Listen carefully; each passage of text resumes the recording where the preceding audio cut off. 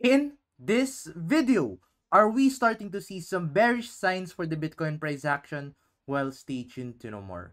So hi guys, and welcome back to another Gabs cryptocurrency video where we trade by data and not by hype. And if you haven't subscribed to my channel, click the subscribe button down below and hit the notification bell so you won't miss out videos like this. So let's now dive into this video and let's give you a quick recap of our previous analysis. So diba sa previous analysis, we were targeting around the $100,000 mark. And unfortunately, Bitcoin just went around the 99,600 US dollars maximum. And we did not see Bitcoin go up any further than that. But let's now dive into the charts and tingnan natin kung ano na ba nangyayari dito. So if you're going to look at this here in the daily time frame, you can find that we are still increasing sa Bitcoin price action, but you can find na the RSI has started declining. And those are traditionally some bad signs for the crypto market. Kasi whenever na we are seeing a Bitcoin price increasing and it's continuously increasing while RSI is steadily declining, those are traditional signs of a bearish divergence. So in that case, that can end, or that this can potentially end the bull run.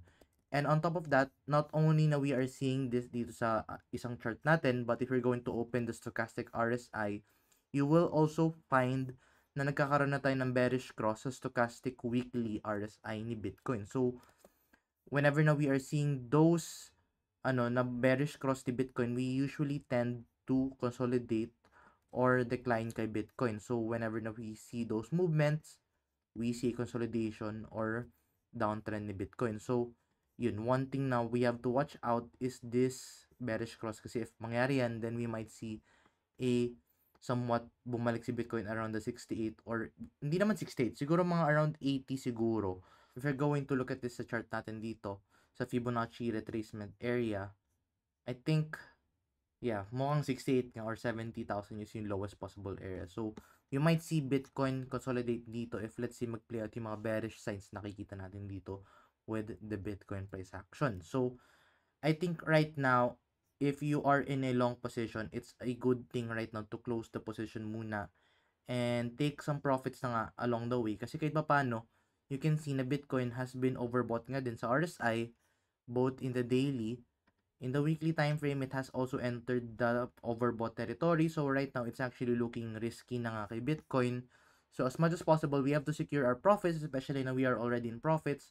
Ako, magka-close ako ng long position, and then of course, mag-aabang ako dito sa next move ni Bitcoin, especially na we are seeing a bearish divergence.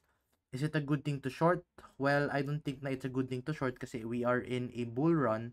Typically na whenever na we are in a bull run, it's not a good idea to open a short position kasi usually it's riskier, and sometimes pwede siya magkaroon ng fake out. If let's say nag-short ka, tapos magkakaroon siya ng fake out at nagkaroon ng bounce, pwede siya umakyat palalo. So, right now, I think the best thing to do dito is to close this position na lang muna. But if let's say you are keen in maximizing a short position talaga, then you can actually watch out the hourly and 4 time frame, but I don't think na may makikita ngayon for the time being for me.